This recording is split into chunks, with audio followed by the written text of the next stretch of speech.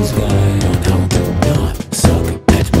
everybody, welcome to the show where I tell you how to not suck at music. I give you my advice on what you are doing right and what you are doing wrong and what you can do to improve your musicianship. Who made this guy an authority about what is good and what isn't? Well, I played bass live on national television once, so there's that. So if you want musical advice from a bass player who played live with Kelly and Ryan once, you've come to the right place. Let's check out our first submission. It comes from Edvard the Nessword. He sent me this video playing a very difficult Chick Corea tune called Gotta Match, originally played by John Patitucci on bass. And he wanted to know my advice about what he should do before speeding it up. Let's check that out.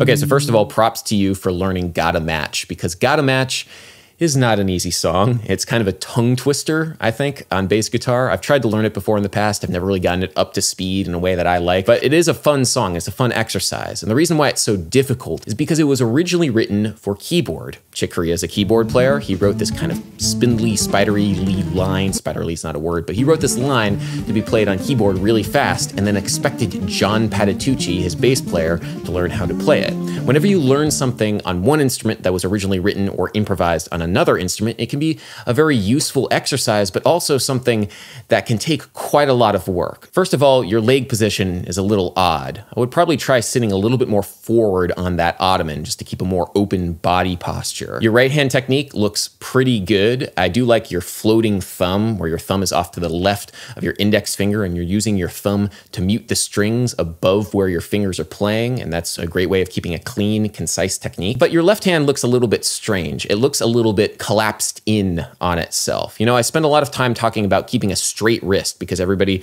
does this sort of chicken claw thing, and that's really bad for your wrist, but you're kind of doing it almost the opposite way, where you're bending your wrist inward. The fact that you have a collapsed wrist is also reflected in the fact that you have a tendency to collapse your first joints. Whenever you're playing bass guitar or regular guitar, it's important to keep all of the joints bent.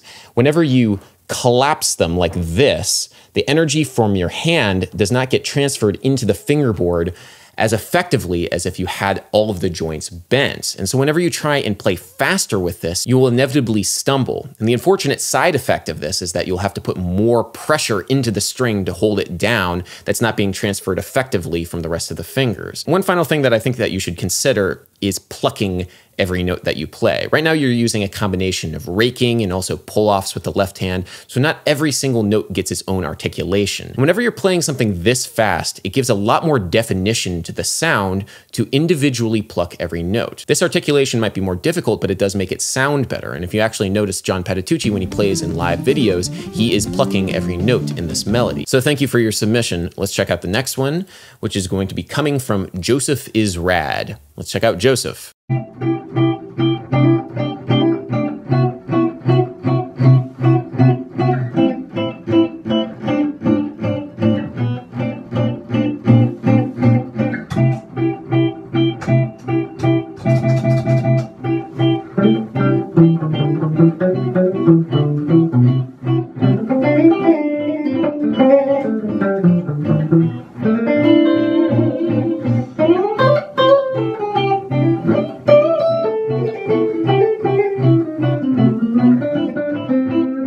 Okay, cool. So you're obviously going for that like J Dilla unquantized, wonky, drunk feel thing.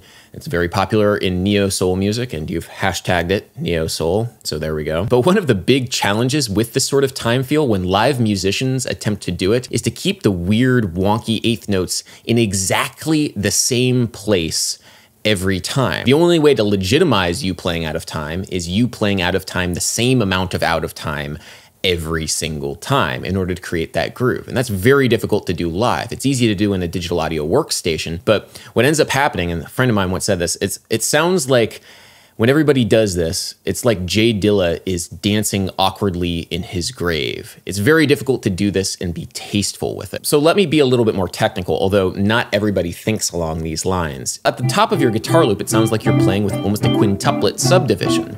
But by the end of the loop, you've kind of abandoned that approach. Keeping the same rhythmic approach from beat to beat in a particular groove is very important for something called entrainment, which is essentially just your body's physical ability to feel rhythm. Now, moving away from the loop and talking about your solo a little bit, we can say that your solo does sound pretty good because you have a nice tone and you have some good licks in there, but it doesn't really rhythmically fit in with the loop in any sort of logical way I can hear. And so the end result is that the musical statement isn't super clear. Adding to that, the thing that I always ask of intermediate level improvisers, especially when they have some degree of technical facility on their instrument, is can you sing what you just played? And I got that question from Esperanza Spalding. She asked that of a young jazz improviser when they were improvising something really fast and complicated, and that basically made them pause because they realized they couldn't. They didn't really know what they were doing. They were just letting their fingers fly. So that's one thing that I would suggest that you try when you're improvising over these loops. And what it will do is, one, it will make you feel more connected to the music, but it also will simplify your ideas in a way that will feel very musical, hopefully. So thank you for your submission. Let's check out the next one, which is a tune called Myriad, sent to me by Pierre Hayek.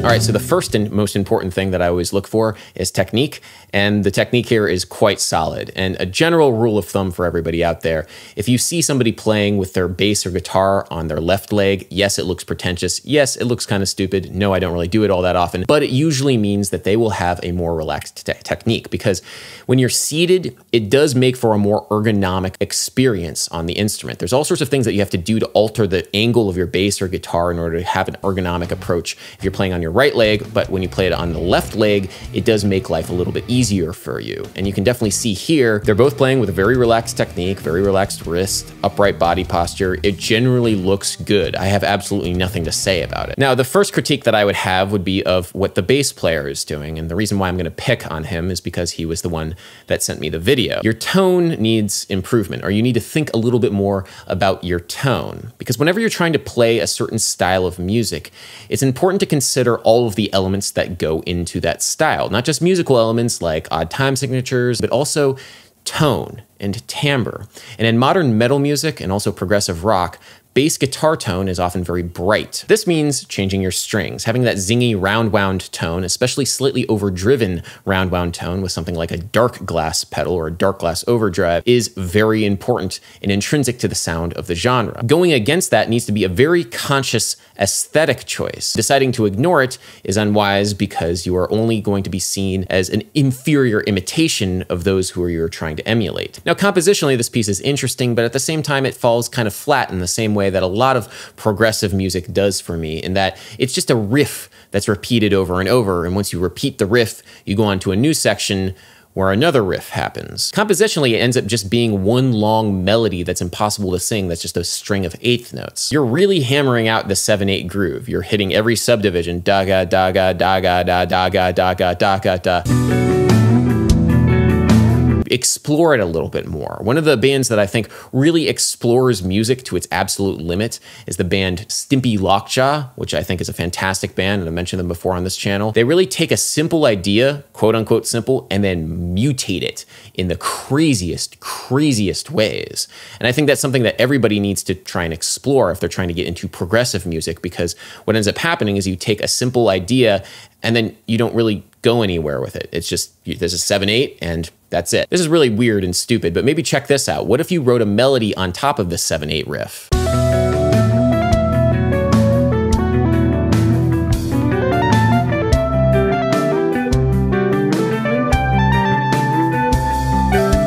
That's just one idea. You don't have to go that direction. I just did that for fun. But beyond that, I really did dig this song, this fantastic musicianship.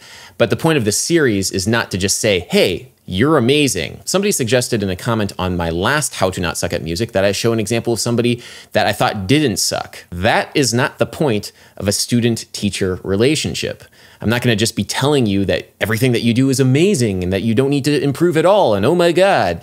Even if something is impressive, I can still look to it and say, hey, maybe you could do this differently because maybe that will inspire you in a different way. Or maybe it will help you with your technique, or maybe it will help you grow. I admit that this relationship is a little bit warped, I guess, because this is kind of not the same thing as you sitting there and me giving you a lesson. It's kind of this hybrid format with YouTube. But I am reminded of how Branford Marsalis answered the question, what have your students taught you? What I've learned from my students is that students today are completely full of much like the generation before them. The only thing they are really interested in is you telling them how right they are and how good they are.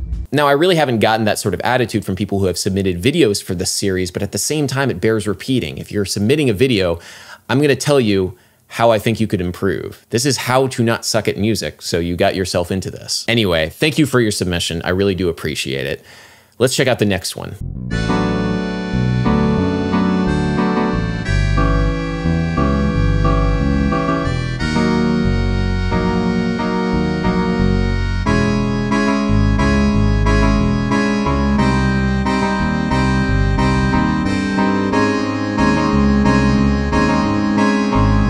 All right, so let's talk about orchestration. You've written for harmonica, electric bass, and baritone ukulele, which is very interesting from a timbral perspective, but it is also very important to consider whenever you're writing for an instrument, the physical limitations of that instrument. For example, baritone ukulele is a 4-stringed instrument, which is tuned like a guitar, except missing its E and A strings. So you start on the D string, and then you have a G string, a B string, and then an E string. Sometimes on baritone ukulele, this D string is tuned up the octave, like I have on this ukulele, but also sometimes the D string is tuned like you would have on a guitar. The very first chord that you wrote for this baritone ukulele cannot be played because it is a 4-note chord which will require all 4 strings, but the very top note in this 4-note chord cannot be played on the E string because it is a D, and a D is below the open string, and that makes it physically impossible. Now, none of the chords that you wrote for harmonica are physically playable on a harmonica because it's actually quite a limited instrument, especially if you're using chromatic notes, which would require a chromatic harmonica, which is even more difficult to play chords on. Now, it seems to me that you just wrote this in a music notation program and were just enamored with the sound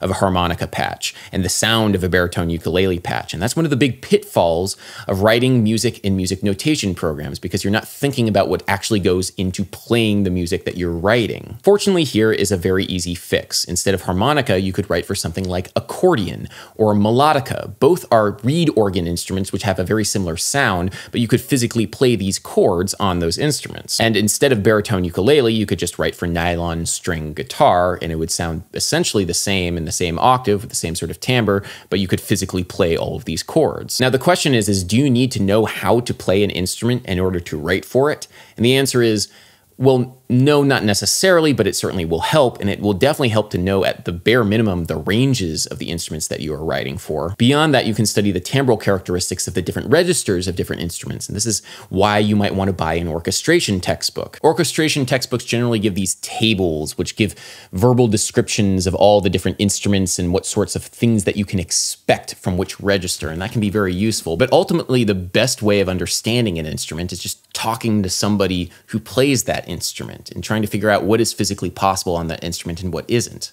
So I hope that was helpful. I hope that this episode of How to Not Suck at Music was interesting and hopefully illuminating. If you're at all interested in submitting your videos for a future episode of How to Not Suck at Music, email your videos to howtonotsuckatmusic@gmail.com. I'll be looking through all those videos and selecting the ones that I think are best for the series.